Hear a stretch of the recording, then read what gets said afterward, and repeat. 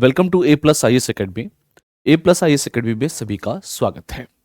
आज हम बात करेंगे मॉडर्न इंडिया के क्वेश्चंस पे।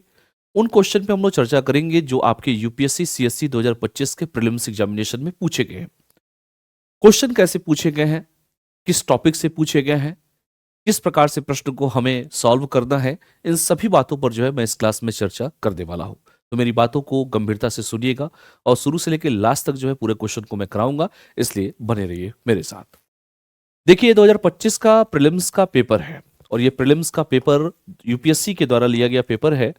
और मैं देखिए एक पेपर को उठाया हूं इसमें। और देखिए सिविल सर्विस एग्जामिनेशन जो है 2025 का प्रीलिम्स का पेपर है और ये पेपर फर्स्ट है, आपका हिस्ट्री का है, मॉडर्न इंडिया का है। देखिए पहला क्वेश्चन आपसे क्या पूछा जा रहा है, पहला क्वेश्चन सिर्फ आपसे ये पूछा जा रहा है। इस क्वेश्चन को ध्यान से मैं दिखा देता हूं आप सभी को। देखिए ये क्वेश्चन क्या पूछ रहा है, देखिए ध्यान से देखिए। क्वेश्चन में ऐसा कुछ नहीं है जो आप नहीं कर सकते हैं और यही क्वेश्चन आपसे पूछा गया है। क्वेश्चन क्या है कि राजा राममोहन राय के बारे में निम्नलिखित कथनों पर विचार कीजिए। पहला है कि उनमें प्राच्य विश्व के प्रारंभिक दार्शनिक सिद्धांतों के प्रति अत्यंत अनुराग और क्या था, समादर था। दूसरा आपसे पूछ रहा है, मैं थोड़ा सा और बड़ा कर देता हूं। उनकी कामना थी कि उनके देशवासी तर्क संगत और वैज्ञानिक दृष्टिकोण तथा सभी पुरुषों और महिलाओं की मानवीय गरिमा और सामाजिक समता के सिद्धांत को माने।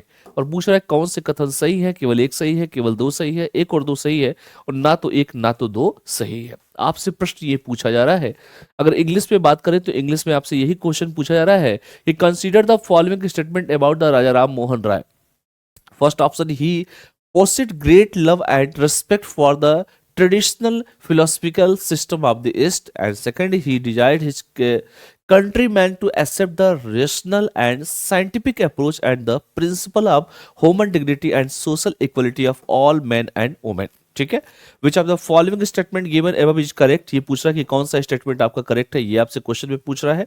अब देखिए इस प्रश्न में ऐसा कुछ नहीं है जो आप नहीं कर सकते। अगर इस प्रश्न को मैं थोड़ा सा बड़ा कर दूं तो आप आराम से इस प्रश्न को देख सकते हैं। तो इस प्रश्न में ऐसा कुछ नहीं है जो आप नहीं कर सकते हैं। मैं प्रश्न को दिखा देता हूं कि क्वेश्चन कैसे पूछे गए हैं और आप इस प्रश्न को ध्यान से इजिली अच्छे तरीके से आप लोग देख सकते हैं। ये प्रश्न है और इस प्रश्न को आप देखिए, ये यूपीएससी सीएससी 2025 के प्रीलिम्स में पूछा हुआ क्वेश्चन है 2025 में।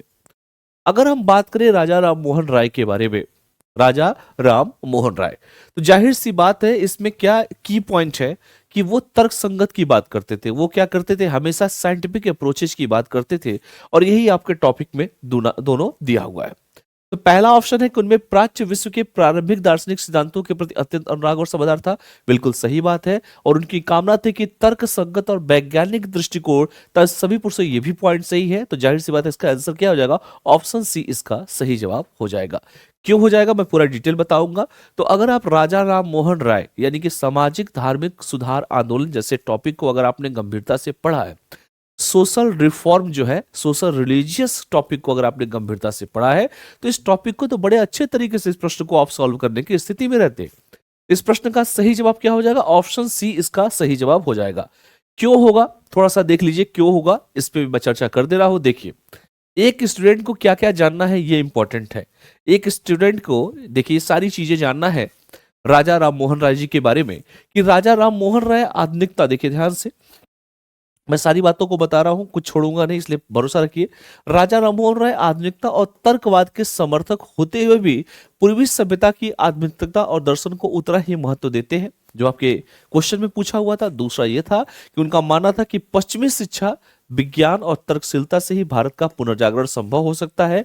उन्होंने समाज में समानता की बात किया, इक्वालिटी की बात किया, स्त्री पुरुष समान अधिकार की बात किया, वैज्ञानिक सोच एंड आधुनिक उद्योगों के विकास की आवश्यकता पर जोर दिया। और यही बात तो अगर आपने राजा राममोहन राय साहब के बारे में पढ़ा होता तो इस प्रश्न को बड़े अच्छे तरीके से क्वेश्चन को सॉल्व करने की स्थिति में रहते।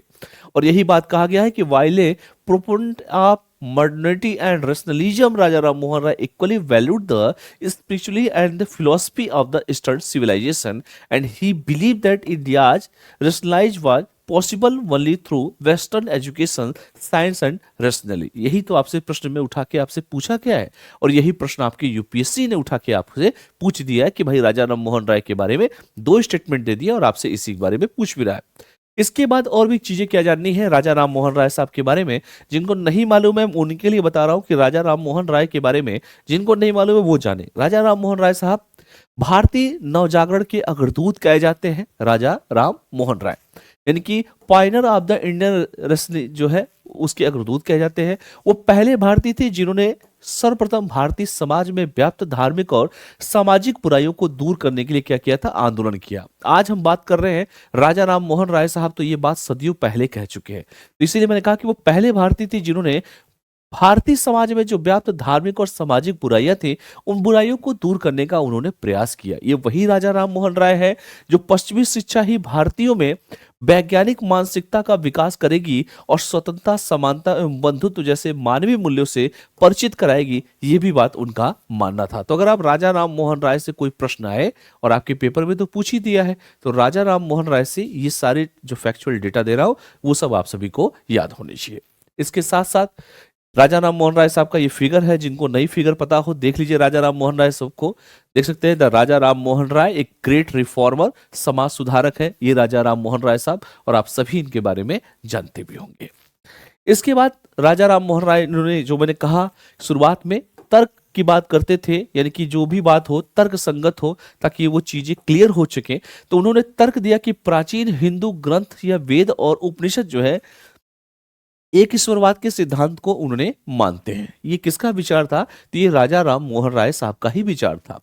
अपने विचारों को प्रमाणित करने के लिए उन्होंने वेदों और उपनिषदों का क्या किया, बंगाली में, बंगली भाषा में जो है उसे उन्होंने क्या किया, उसका ट्रांसलेट किया। इसके साथ साथ 1814-15 में सामाजिक बुराइयों के खिलाफ अभियान चलाने के लिए कलकत्ता में इन्होंने आत्मीय सभा की स्थापना भी किया था। तो ये फैक्चुअल डेटा मैं बोल रहा हूं। मान लीजिए क्वेश्चन में आ जाए कि आत्मीय सभा की स्थापना कहां पर किया गया था, ये आत्मीय सभा की स्थापना किसके द्वारा किया गया था, या किस ईयर में किया गया था, किस लिए किया गया था, तो ये डेटा कम से कम आपको पता चले कि ये राजा राम मोहन राय साहब के द्वारा बंगाल में इसकी शुरुआत किया गया था, याद रखिएगा। और 1828 में ब्रह्म समाज की स्थापना, और 1830 में इसी ब्रह्म समाज का नाम बदलकर ब्रह्म समाज कर रख दिया गया। ठीक है, तो याद रखिएगा ये सारी बातें राजा राम मोहन राय साहब के बारे में ही है। इसके साथ साथ ये भी याद रखिए कि ब्रह्म समाज बेसिकली किस पे बात करता था, तो ब्रह्म समाज हमेशा जो है तर्कवाद और वेदों के दर्शन के दोहरे स्तंभों पर यह क्या था, आधारित था। सॉरी। इसके साथ साथ ब्रह्म समाज ने मानवीय गरिमा पर जोर दिया, मूर्ति पूजा की उन्होंने आलोचना किया, और सती प्रथा जैसी सामाजिक बुराइयों की क्या किया, उसने निंदा की। किसने किया? तो ये ब्रह्म समाज ने किया था। ये बात याद रखिएगा ब्रह्म समाज के बारे में कि उस समय सोचिए कितना इनका विरोध हुआ होगा। जब राजा राम मोहन राय साहब ने इस बात को कहा होगा तो सोचिए इनका कितना विरोध हुआ होगा। क्या इनको लोगों ने छोड़ा होगा? नहीं, तो इनको लोगों ने नहीं छोड़ा होगा, क्योंकि इतिहास गवाह है। क्लियर है सबको? तो याद रखिएगा जाति व्यवस्था की कठोरता का इन्होंने विरोध किया, और इसने देश की एकता को नष्ट किया। क्योंकि जो जाति है, जाति आज भी देख लीजिए यूजीसी को लेकर किस तरह से चीजें सामने आई, आपने देखा ही होगा। फिर सुप्रीम कोर्ट को फिर हस्तक्षेप करना पड़ा। तो उस समय सोचिए कि क्या स्थिति हुई होगी। परंतु राजा राम मोहन राय भारतीय समाज की कुरीतियों को उपनिषदों के आधार पर दूर करने की बात करते भी थे। तो ये भी डेटा आप सभी को याद करना चाहिए। ये सब चीजें इसलिए मैं दे रहा हूं एज ए एस्पिरेंट्स, अगर किसी को कुछ भी नहीं पता हो तो कम से कम ये बातें तो पता होगी कि भाई एक्स्ट्रा चीजें हमको क्या जाननी है। वे चाहते थे कि सत्य प्रथा के खिलाफ हो, या महिलाओं की शिक्षा का मामला हो, या महिलाओं को संपत्ति का अधिकार हो, एक ईश्वरवाद की अवधारणा हो, वो सभी को भारतीय परंपरा का मुख्य हिस्सा मानते थे। तो ये बात सोचिए, आज हम महिलाओं को अधिकार देने की बात करते हैं, ये बात तो राजा राम मोहन राय साहब सदियों पहले ही बात कर चुके हैं। राजा राम मोहन साहब अपने समय में एकमात्र ऐसे व्यक्ति थे जो पूरी दुनिया में पूरी तरह से आधुनिक युग के महत्व को महसूस करते थे। और ये बात मैं नहीं कह रहा हूं, ये बात रविन्द्रनाथ टैगोर साहब भी इस बात को कहते थे। क्लियर है सबको? तो एकदम विजन क्लियर होना चाहिए आप सभी का।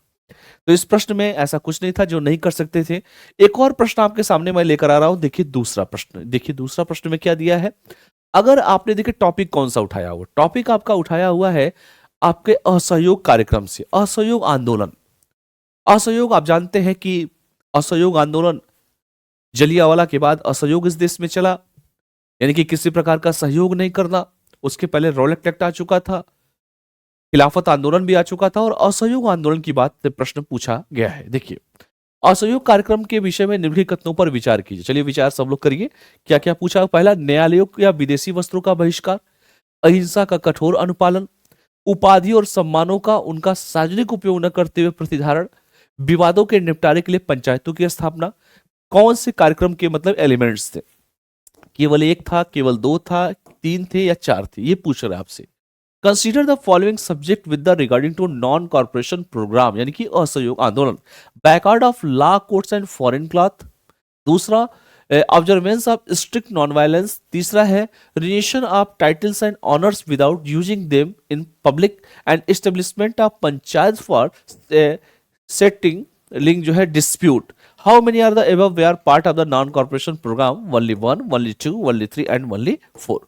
अब इस तरह के प्रश्न अगर आपसे आए और आपने क्लियरली अगर पढ़ा हो कि भाई नॉन कॉर्पोरेशन मूवमेंट में क्या क्या चीजें शामिल हुई थी, नॉन कॉर्पोरेशन मूवमेंट में अगर आपने ध्यान से चीजों को पढ़ा होगा तो गांधी जी ने उस समय क्या कहा कि हमें किसी प्रकार से सहयोग नहीं करना है। ये वही असहयोग आंदोलन का दौर था जब बहुत लोगों ने अपनी उपाधियों का त्याग कर दिया था। लेकिन आपको अगर डेटा पता होता, खैर इस प्रश्न का तो जो आंसर है वो तो खैर तीन है, क्योंकि इसमें पंचायतों की कोई कहानी इसमें नहीं थी। खैर अभी मैं सब बताऊंगा, लेकिन अभी बस ये जानिए कि इसमें जो है ऑप्शन कितने हैं, टोटल तीन इसमें ऑप्शन क्या है, सही है। क्यों? क्योंकि तीन ऑप्शन इसलिए सही है, न्यायालयों और विदेशी वस्त्रों का बहिष्कार, अहिंसा का कठोर अनुपालन, उपाधि और सम्मानों का, और ये भी सही है। लेकिन ये पंचायतों की बात अभी नहीं की गई थी, तो टोटल तीन एलिमेंट जो है इसमें सही है। आइए क्यों सही है थोड़ा सा इसको देख लीजिए। देखिए असहयोग आंदोलन के संबंध में देखिए एक और प्रश्न आपसे पूछा हुआ है, अभी मैं इसको भी क्लियर कर दूंगा। देखिए ये भी प्रश्न जो पूछा हुआ है असहयोग आंदोलन से ही प्रश्न पूछा है। देखिए लगातार यूपीएससी ने कितने साल आपके असहयोग आंदोलन से प्रश्न पूछे हैं। देखिए असहयोग आंदोलन के संबंध में निम्नलिखित कथनों पर विचार कीजिए। ये भी प्रश्न असहयोग से ही पूछा यूपीएससी ने। कांग्रेस ने घोषणा की कि सभी वैध और शांतिपूर्ण तरीकों से स्वराज प्राप्त करना उनका उद्देश्य है। दूसरा, इसके चरणों में क्रियान्वित किया जाना था कि जिसमें सविनय अवज्ञा और करों का भुगतान न करना, अगले चरण के लिए केवल तब तक जब स्वराज एक वर्ष में प्राप्त न होता और सरकार दमन पर उतर जाती। कौन सा कथन सही है, केवल आपसे यही पूछा गया है। तो असहयोग आंदोलन, इसमें भी जाहिर सी बात है, इसमें भी ऑप्शन सी इसका सही है। लेकिन खैर हमें ये बातें अभी नहीं करना है, हमें ये बताना है या चौरी चौरा है या जो भी चीजें हैं, जो भी प्रश्न है। देखिए हम बात करेंगे चूंकि असहयोग आंदोलन से प्रश्न को लेकर। असहयोग आंदोलन देख लीजिए भाई, जिसको नहीं पता हो असहयोग देख ले। असहयोग जो आंदोलन हुआ था, नॉन कॉर्पोरेशन मूवमेंट जिसे कहते हैं, 1920 में इसकी शुरुआत होती है और 1922 में उसकी समाप्ति हो जाती है। ये क्या होता है, ये एंड का टाइम है, ये एंड टाइम है। क्यों? कि चौरी चौरा कांड हो गया था। चौरी चौरा कांड में 22 पुलिसकर्मियों को जिंदा जला दिया गया था, थाने को जला दिया गया था। और गांधी जी को जब यह बात पता चला कि वहां पर क्या है, वायलेंस हुआ है, हिंसा हुई है, तो उन्होंने क्या किया, आंदोलन को स्थगित कर दिया था। सारे बड़े नेता गांधी जी से नाराज हो गए थे और कुछ लोगों ने तो स्वराज पार्टी की स्थापना की, जिसमें चित्तरंजन दास और मोतीलाल नेहरू जी का भी नाम आता है। क्लियर है? तो देखिए 20 अगस्त 1917 को मॉन्टेग्यू ने ब्रिटिश पार्लियामेंट में घोषणा करते हुए कहा कि धीरे धीरे भारत सरकार पर नियंत्रण भारतीय लोगों को हस्तांतरित कर दिया जाएगा और भारत में एक उदारवादी सरकार की स्थापना की जाएगी। क्योंकि आप जानते हैं कि 1914 से लेकर 1918 का जो दौर था वो किसका था, फर्स्ट वर्ल्ड वार का दौर था। किसका था? फर्स्ट वर्ल्ड वार का दौर था। और मॉन्टेग्यू ने एक घोषणा किया था, लेकिन अपनी घोषणा से वो मुकर गया था। इस घोषणा में यह भी स्पष्ट रूप से कहा गया कि भारत जो है ब्रिटिश राज का अभिन्न अंग बना रहेगा। ये भी उस समय मॉन्टेग्यू ने ये बात कहा था। लेकिन वो बात कहा था, पूरा थोड़े करने के लिए कहा था कि हम पूरा कर देंगे। इसी की बातों को मैं आपको यहाँ पे डिफाइन करके बता रहा हूं। देखिए यहाँ पे लिखा भी है कि दरअसल जो है ब्रिटिश सरकार का उद्देश्य क्या था, प्रथम विश्व युद्ध में भारत सहित अनेक उपनिवेशों का समर्थन प्राप्त करना था और इसी प्रसंग में यह घोषणा भी जारी की गई थी। वहीं दूसरी ओर गांधी जी ने सितंबर 1920 में कलकत्ता के कांग्रेस अधिवेशन में ब्रिटिश सरकार के साथ असहयोग का प्रस्ताव रखा। और असहयोग आंदोलन का उद्देश्य क्या था, सरकार के साथ सहयोग न करके कार्रवाई में बाधा उपस्थित करना था। मतलब हम आपका क्या करना चाहते हैं, हम आपको क्रिया प्रतिक्रिया करना चाहते हैं, हम आपकी बातों को क्या करना चाहते हैं, अवहेलना करना चाहते हैं। यही सब असहयोग आंदोलन में कहा गया था। इसके साथ साथ और भी क्या था असहयोग आंदोलन में, एक ही बार देख लीजिए, हमेशा काम देगा, इसलिए मैं इस चीजों पर फोकस भी कर रहा हूं। असहयोग आंदोलन को लेकर कांग्रेस ने यह बात जो है आधिकारिक तौर पर कही कि यदि आवश्यकता पड़ी तो ब्रिटिश शासन के बाहर भी स्वराज प्राप्त किया जा सकता है, किंतु पारित प्रस्ताव में ब्रिटिश शासन के भीतर इस स्वराज की बात कही गई थी। इसके साथ साथ जो कांग्रेस का उद्देश्य है, कांग्रेस का उद्देश्य क्या था? वैध और शांतिपूर्ण तरीकों से स्वराज प्राप्त करना था। इसका अर्थ यह था कि अब केवल संवैधानिक साधनों से ही नहीं, बल्कि आवश्यक होने पर असंवैधानिक परंतु अहिंसक तरीकों से भी स्वतंत्रता के लिए संघर्ष किया जा सकता था। तो ये बात मैं नहीं बोल रहा हूं, ये कांग्रेस ने उस समय ये बात बोली भी थी। क्लियर है? तो ये बातें आप सभी को याद होना चाहिए। इसके साथ साथ ये परिवर्तन की बात अगर हम करें, और महात्मा गांधी ने जैसे कहा था कि किसी प्रकार की हिंसा नहीं होनी चाहिए, और आपने देखा होगा कि इसी दौर में महात्मा गांधी ने आंदोलन को चरणबद्ध रूप से चलाने का सुझाव भी दिया था। उन्होंने कहा कि उपाधियों का त्याग करिए, सरकारी सेवाओं, न्यायालयों, शिक्षण संस्थानों और विदेशी वस्तुओं के बहिष्कार का उन्होंने आह्वान किया, और यदि सरकार दमन करती है तो सविनय अवज्ञा आंदोलन चलाया जाता। ये भी बात उस समय गांधी जी ने क्रिस्टल क्लियर कह दिया था कि भाई जो आपको त्याग, उसको वस्तुएं हैं उसका त्याग करिए, उपाधियों का त्याग कीजिए। ये सारी बातें असहयोग में गांधी जी ने कहा था। तो ये याद रखिएगा, चूंकि ये सारे इसके एलिमेंट्स थे, चूंकि आपसे तो बस एलिमेंट्स पूछ दिए गए हैं, लेकिन पूरी कहानी मैंने असहयोग का बता दिया कि सरकारी उपाधि और अवैतनिक पदों का क्या करे? त्याग करे, स्थानीय संस्थाओं की सरकारी सदस्यता से इस्तीफा दें, आपसी विवाद पंचायती अदालतों के द्वारा, विदेशी वस्तुओं, सरकारी स्कूलों, कॉलेजों, सरकार द्वारा आयोजित सरकारी उत्सवों का क्या करें? बहिष्कार करें, वकीलों के द्वारा न्यायालय का क्या किया जाए? बहिष्कार किया जाए। ये सभी किसके पार्ट थे? सभी के सभी असहयोग आंदोलन के पार्ट थे। तो ये बात मैं नहीं कह रहा हूं, ये बात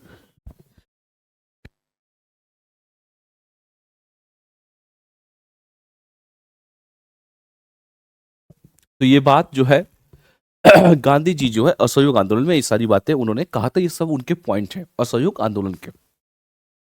इसके बाद अगर हम बात करें, चौरी चौरा जो कांड हुआ, हुआ ये कि असहयोग आंदोलन अपने एक्सट्रीम लेवल पर था, और गांधी जी ने कहा था किसी प्रकार की हिंसा नहीं होनी चाहिए, लेकिन चौरी चौरा एक जगह है गोरखपुर जनपद में, वहां पर भीड़ ने क्या किया? पुलिसकर्मियों को जिंदा जला दिया थाने में घुसकर। गांधी जी को जब ये बात पता चला तो गांधी जी ने आंदोलन को वापस ले लिया, और उन्होंने कहा था कि किसी प्रकार की हिंसा नहीं चाहिए, क्योंकि यहां पर हिंसा हुई है, तो उन्होंने आंदोलन को वापस ले लिया। ठीक है? और सारे बड़े नेता गांधी जी से नाराज हो गए कि गांधी जी ये आपने क्या कर दिया? तो गांधी जी ने कहा था कि आप लोगों ने हिंसा किया, और मैंने कहा था कि किसी प्रकार की हिंसा नहीं होनी चाहिए, क्योंकि अंग्रेजों को मौका मिल जाता। चौरी चौरा वही बात है कि गोरखपुर जिले में चौरी चौरा में 4 फरवरी 1922 को भारतीयों ने ब्रिटिश सरकार की एक पुलिस चौकी को आग लगा दी थी, जिसमें 22 पुलिसकर्मी जलकर मर गए थे, और इस घटना को चौरी चौरा क्रांति के नाम से जाना जाता है। इसके परिणाम स्वरूप गांधी जी ने कहा था कि हिंसा होने के कारण असहयोग आंदोलन उपयुक्त नहीं रह गया है, और इसे यह वापस ले लिया जाएगा। तो गांधी जी ने आंदोलन को वापस ले भी लिया था। ये सारी चीजें देखिए, आपसे एक ही प्रश्न में कई चीजें पूछ दी गई हैं। और 1923 में प्रमुख वकील, स्वतंत्रता सेनानी जितने लोग थे, जैसे मैंने स्वराज पार्टी का चर्चा अभी किया आपसे, स्वतंत्रता सेनानी मदन मोहन मालवीय ने इस घटना के बाद गिरफ्तार किए गए और मृत्युदंड पाने वाले लोगों को कानूनी सहायता प्रदान करने के लिए आगे आए।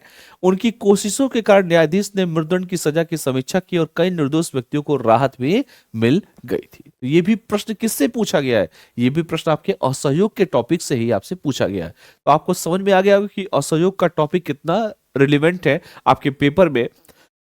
सॉरी आपके पेपर में कितने क्वेश्चन असहयोग आंदोलन से आपके पूछे जाते हैं। क्लियर है सबको? चलिए अगले क्वेश्चन पे बात करते हैं। अगला इसी में अगला क्वेश्चन देखिए, ये भी क्वेश्चन जो है, बस इसमें कुछ ऐसा नहीं है। देखिए ये भी प्रश्न कितना बढ़िया प्रश्न पूछा है। गांधी जी ने जो है एक स्टेटमेंट दिया था, राजद्रोह मेरा धर्म हो गया है। कब दिया था? चंपारण के समय, दांडी में नमक कानून का सार्वजनिक रूप से उल्लंघन करने के समय, लंदन में द्वितीय गोलमेज सम्मेलन में शामिल होने के समय, या क्विक इंडिया मूवमेंट यानी कि भारत छोड़ो आंदोलन के समय। क्वेश्चन आपसे सिर्फ यही पूछ रहा है। ये क्वेश्चन में ऐसा कुछ नहीं है जो आप नहीं कर सकते। तो राजद्रोह मेरा धर्म हो गया है, ये स्टेटमेंट गांधी जी ने कब दिया था? तो ये स्टेटमेंट चूंकि दांडी मार्च के समय दिया गया था, जब सविनय अवज्ञा आंदोलन का दौर चल रहा था। दांडी जगह भी है गुजरात में। तो इसका सही जवाब क्या है? ऑप्शन बी इसका सही जवाब है। क्या? कि दांडी में नमक कानून का सार्वजनिक रूप से उल्लंघन करने के समय। तो ऑप्शन बी क्या हो जाएगा? पब्लिकली जो है violating salt law at Dandi. तो इसका सही जवाब क्या हो जाएगा? ऑप्शन बी इसका सही जवाब हो जाएगा। क्लियर है? देखिए, महात्मा गांधी ने इसकी व्याख्या अगर आपसे पूछा जाए तो व्याख्या देख ले सकते हैं बड़े अच्छे तरीके से। 2025 के सारे प्रश्न करा रहा हूं। तो महात्मा गांधी ने राजद्रोह मेरा धर्म बन गया है यह प्रसिद्ध कथन 1930 में सविनय अवज्ञा आंदोलन के दौरान दिया था। कब दिया था? सविनय अवज्ञा आंदोलन के दौरान किया था। आप जानते हैं कि 12 मार्च 1930 को 78 साथियों के साथ साबरमती आश्रम से ऐतिहासिक दांडी यात्रा प्रारंभ की और 375 किलोमीटर की दूरी 6 अप्रैल 1930 को गुजरात के समुद्र तट पर जो है दांडी पहुंचकर उन्होंने पूरा भी किया था। वहां गांधी जी ने एक मुट्ठी भर नमक उठाया और क्या किया? नमक कानून का उल्लंघन किया। अच्छा, गांधी जी ने नमक सब्जेक्ट क्यों चूज किया? क्योंकि नमक जो है भारतीयों की आस्था का प्रतीक है, इसलिए नमक उठाया और नमक कानून का क्या किया? विरोध किया। क्लियर है सबको? याद रखिएगा। इसके साथ साथ और भी चीजें याद रखनी है।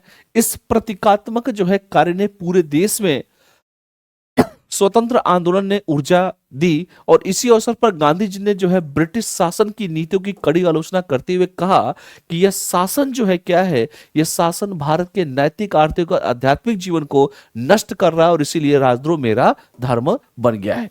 इसका अभिप्राय यह है कि अन्यायपूर्ण शासन के विरुद्ध सत्य और अहिंसा के माध्यम से संघर्ष करना उनका नैतिक कर्तव्य है। तो यह भी बात आप सभी को याद रखना है। क्लियर है? तो यही स्टेटमेंट उठा के आपसे पूछा गया है।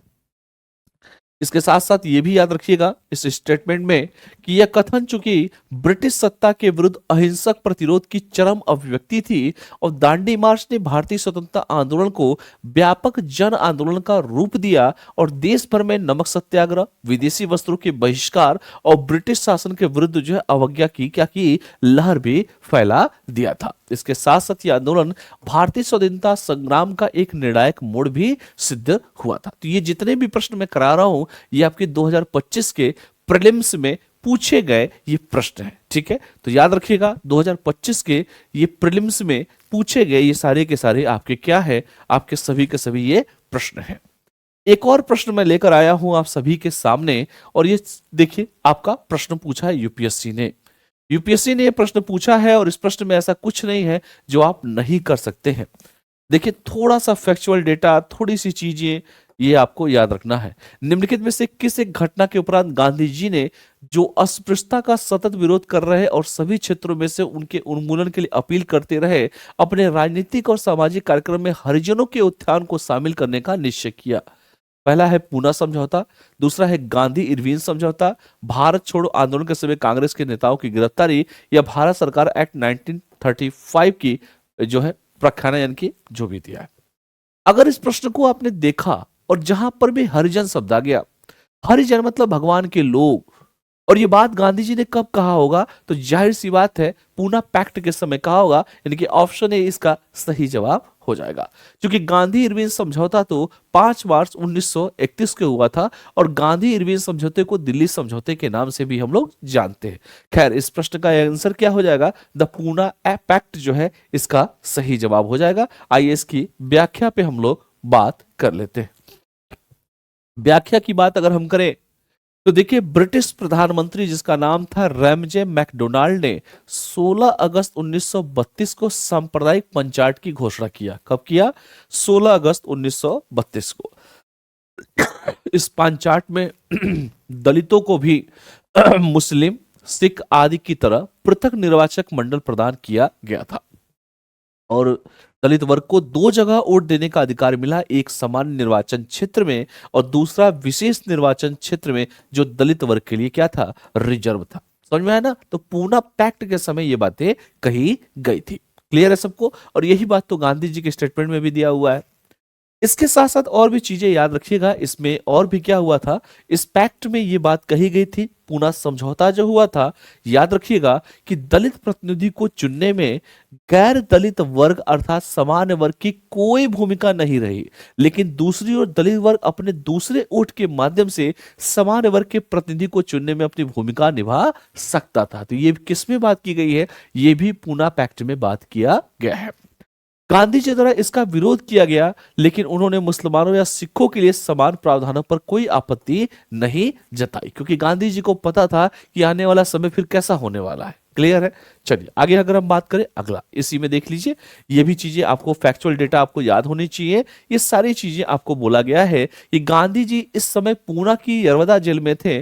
कम्युनल अवार्ड की घोषणा होने पर उन्होंने ब्रिटिश प्रधानमंत्री को पत्र लिखकर इसे बदलवाने का क्या किया, इसे बदलवाने का इन्होंने प्रयास भी किया था। इसके बाद गांधी जी ने सितंबर 1932 में अखिल भारतीय अस्पृश्यता विरोधी लीग की स्थापना की, जिसे बाद में हरिजन सेवक संघ के नाम से जाना गया था। इसके साथ ही गांधी जी ने देखा कि यह निर्णय बदला नहीं जा रहा है, तो उन्होंने आमरण अनशन रखने की घोषणा कर दिया था। सॉरी, अंग्रेजों को तो सिर्फ एक मौका चाहिए था। अंग्रेजों को लगा कि मौका बढ़िया है, लेकिन गांधी जी ने कहा कि हम जानते हैं कि इसका प्रतिफल क्या होने वाला, इसीलिए गांधी जी ने आमरण अनशन तक की धमकी दे दिया कि भैया अगर नहीं तुम माने तो हम आमरण अनशन पे हम आ जाएंगे। क्लियर है, तो याद रखिएगा। इसके साथ साथ याद रखिएगा, इसी में याद रखिएगा जो पूछा है प्रश्न में कि गांधी जी ने 20 सितंबर 1932 को, कब 20 सितंबर 1932 को पूना की यरवदा जेल में आमरण अनशन प्रारंभ कर दिया। और इसके साथ साथ जैसे ही उन्होंने आंदोलन आमरण अनशन प्रारंभ कर दिया, तो 1932 को डॉक्टर राजेंद्र प्रसाद, पुरुषोत्तम दास टंडन, राजगोपालचारी, यवार जयकर, तेज बहादुर सप्री, ये जितने भी मदन मालवीय के प्रयासों से गांधी जी और भीमराव अम्बेडकर के बीच पुनः समझौता हुआ। और समझौते में संयुक्त हिंदू निर्वाचन व्यवस्था के अंतर्गत दलितों के लिए स्थान आरक्षित रखने की सहमति बन गई थी। तो इसमें से भी प्रश्न आपके पेपर में खूब पूछा जाता है, तो इसको भी आप सभी को याद रखना है। इसके साथ साथ इस घटनाक्रम में एक चीज और भी याद रखिएगा, चूंकि प्रश्न दांडी से, पूना समझौता से, असहयोग से, सविनय से बहुत पूछा जाता है, याद रखिएगा।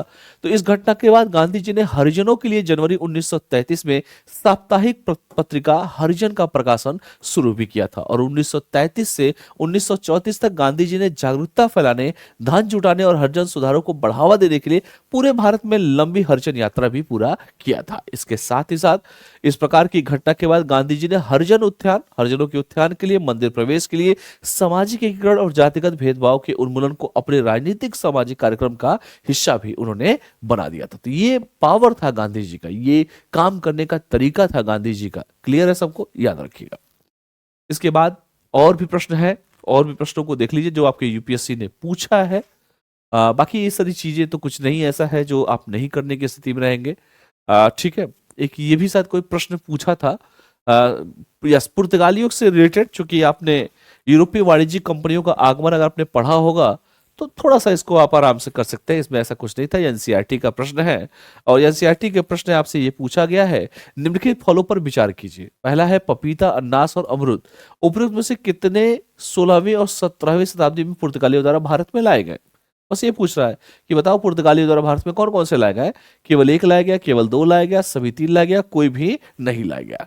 ये तीनों के तीनों किसके द्वारा? पुर्तगालीज के द्वारा लाया गया। पुर्तगाली आए, डच आए, अंग्रेज आए, फ्रांसीसी आए, ये तीनों के तीनों जो है लिखा भी है कि consider the following fruits, papaya, pineapple and guava, how many of the above were introduced in India by the Portuguese in the 16th and 17th centuries? Only one, only two, only three and none. तो option क्या है? All of the, यानी कि option C क्या है इसका सही जवाब है। क्लियर है, तो याद रखिएगा पुर्तगाली इस देश में आए, और यहां तक कि तंबाकू लाने वाले भी कौन थे इस देश में? तंबाकू लाने वाले भी पुर्तगीज थे, ये भी बात याद रखिएगा। तो पुर्तगीज के बारे में आपसे प्रश्न पूछा भी है।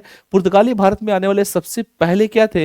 यूरोपीय थे। उन्होंने न केवल व्यापार किया बल्कि भारत में कई नई फसलों और फलों को भी परिचित कराया था। बाकी इसके पहले कोई जानता भी नहीं था। इस देश में वो लोग आए थे व्यापार करने के लिए। जब देखा कि मसालों का व्यापार करने के लिए आए, जब देखा कि यहाँ से तो पहले से ही लोग मसालों के व्यापार से खूब मुनाफा कमा रहे हैं, तो उन्होंने कहा नहीं, हम भारत चलेंगे, भारत से व्यापार करेंगे। और भारत उन्होंने आया और देखा खूब पैसा यहाँ पर है। उसके बाद वो लगातार पुर्तगीज आए, डच आए, अंग्रेज आए, फ्रांसीसी आए, सब आते गए और व्यापार करते चले गए। और भारत को देखा सोने की चिड़िया है, क्यों ना हम ही राजा बने, फिर राजा उन्होंने बनना स्टार्ट कर दिया। खैर, तो याद रखिएगा 16वीं 17वीं में इन्होंने अमेरिका महाद्वीप से कई पौधों और फलों को भारत लाकर भारतीय कृषि और आहार में महत्वपूर्ण परिवर्तन इन्होंने किया।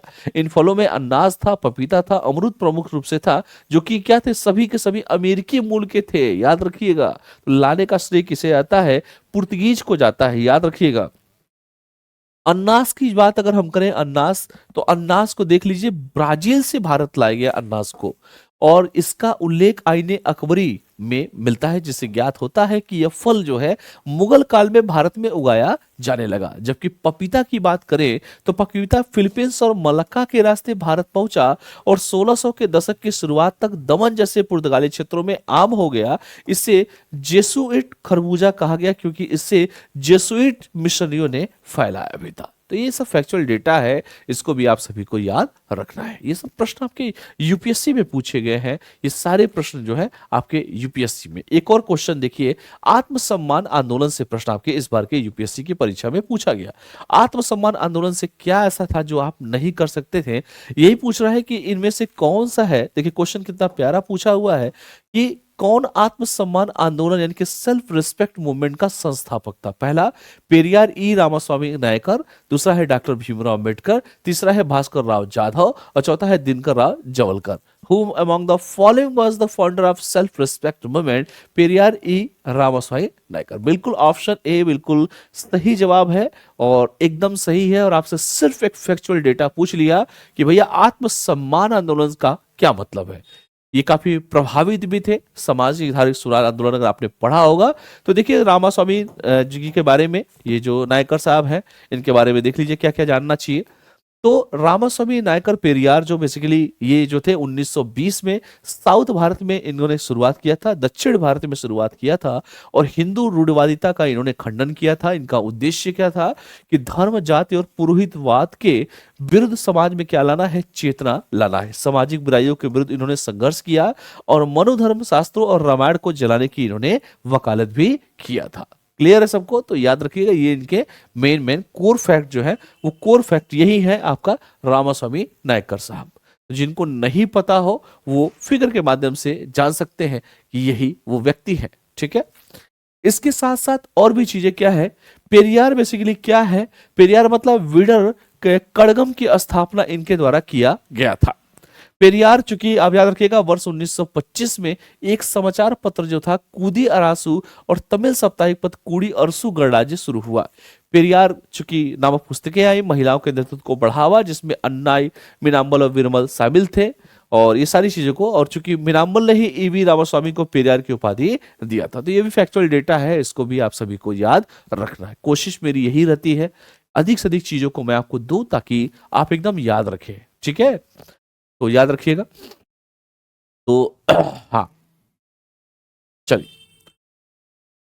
तो ये सारी चीजें जितने भी प्रश्न मैं आप सभी को करा रहा हूं इन चीजों को याद रखिएगा और इधर उधर की कोई बातें नहीं। तो जितने भी प्रश्न मैंने आप सभी को कराए हैं, आज के प्रश्न जितने भी थे वो सभी के सभी इस बार 2025 के प्रीलिम्स में यूपीएससी में पूछे गए हैं।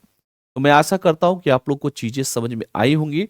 मैंने मॉडर्न 2025 के प्रीलिम्स के क्वेश्चन को कराया। आप आत्मसम्मान आंदोलन से प्रश्न पूछे गए, सामाजिक धार्मिक सुधार आंदोलन से प्रश्न आपके पूछे गए, सविनय अवज्ञा आंदोलन से प्रश्न पूछे गए, दांडी मार्च से प्रश्न पूछे गए, पुनः समझौता से प्रश्न पूछे गए, इसके साथ साथ असहयोग आंदोलन नॉन कॉर्पोरेशन मूवमेंट से प्रश्न पूछे गए। तो आप एक बार देखो तो सही कि क्वेश्चन कहां कहां से पूछे जा रहा है। मैं इस बार का अगर गेस करूं और मैं आप सभी से कहूं कि इस बार चूंकि 2026 चल रहा है, इस समय 2026 चल रहा है, और मैं आपसे कहूं कि दो चार ऐसे टॉपिक हैं जिसपे आपकी यूपीएससी जो है सरसरी निगाहों से, जिसका भी 100 साल कंप्लीट हो जाए, जैसे 1925 है, 1925 में कई घटनाएं घटी, जैसे काकोरी 1925 में आप देखिए आरएसएस की स्थापना, आरएसएस 1925 में इंडियन नेशनल कांग्रेस की प्रथम भारतीय महिला अध्यक्ष, प्रथम भारतीय महिला अध्यक्ष कौन थी? सरोजिनी नायडू जी। इससे आपके इस बार प्रश्न सरोजिनी नायडू, तो इससे आपके प्रश्न क्या बन सकते हैं? बन सकते हैं। तो ये भी बातें आप सभी को याद रखना है। तो जिसके भी 100 साल कंप्लीट हो, जैसे 1925 आपने देखा होगा, जिसके 100 साल कंप्लीट हो जाए, क्योंकि 2026 का प्रीलिम्स आपको देना है, उसको एकदम अच्छे तरीके से देखिए क्योंकि उससे प्रश्न पूछे जाने के ज्यादा चांसेस होते हैं। जैसे 1924 में एचआरए की स्थापना हुई, 1924 में भारतीय राष्ट्रीय कांग्रेस के एक बार मात्र अध्यक्षता गांधी जी ने किया, तो उसके भी प्रोबेबिलिटी है क्वेश्चन पूछे जा सकते हैं क्योंकि उसके भी 100 साल कंप्लीट हुए, 101 साल। तो जितने भी प्रश्नों के अगर 100 साल कंप्लीट होते हैं और वही एचएसआरए 1928 में बना, तो इंपॉर्टेंट आपके लिए पेपर के लिए हो सकता है। तो मैं आशा करता हूं कि चीजें आप लोगों को समझ में आई होंगी। तो अगर कल के डेट में पेरियार की स्थापना पूछे या पेरियार की उपाधि किसने दिया, तो ये सब याद होना चाहिए। मिनामल ने दिया था ईवी रामास्वामी को, ठीक है। ये छोटी छोटी मगर जो मोटी बातें बताया गया, फैक्चुअल डेटा, वो तो याद करना ही पड़ेगा आप सभी को। तो आज मैंने मॉडर्न इंडिया के सबसे ज्यादा प्रश्न पूछे जाते हैं किसी भी प्रीलिम्स के एग्जामिनेशन में, तो मैंने मॉडर्न इंडिया करा दिया। आप लोग का काम यह है कि चीजों को रिवाइज करते रहिए और क्वेश्चन आप खुद देखिए क्वेश्चन कैसे कैसे पूछते हैं। जैसे सामाजिक धार्मिक सुधार आंदोलन से प्रश्न पूछा, राजा राम मोहन राय, पहला क्वेश्चन कराया था मैंने। असहयोग आंदोलन से मैंने दिखाया कि 3-4 प्रश्न पूछ दिए। सविनय अवज्ञा दांडी से प्रश्न पूछ दिया, पूना समझौता से प्रश्न पूछ दिया, आत्मसम्मान से प्रश्न पूछ दिया। तो इस साल के लिए जो 4-5 बताया हूं, ये सब ये इंपॉर्टेंट है। आरएसएस की भी 100 साल हो गया, चूंकि भाजपा की सरकार है, हो सकता है प्रश्न आ जाए। तो आने वाले समय में मैं आपको जो है अगला जो मेरा वीडियो होगा वो एंशिएंट 2025 में पूछे गए प्रश्न और मेडावल 2025 में पूछे गए प्रश्न और आर्ट एंड कल्चर के भी प्रश्नों को भी मैं आप सभी के सामने लेकर आऊंगा। तो बने रहिए मेरे साथ।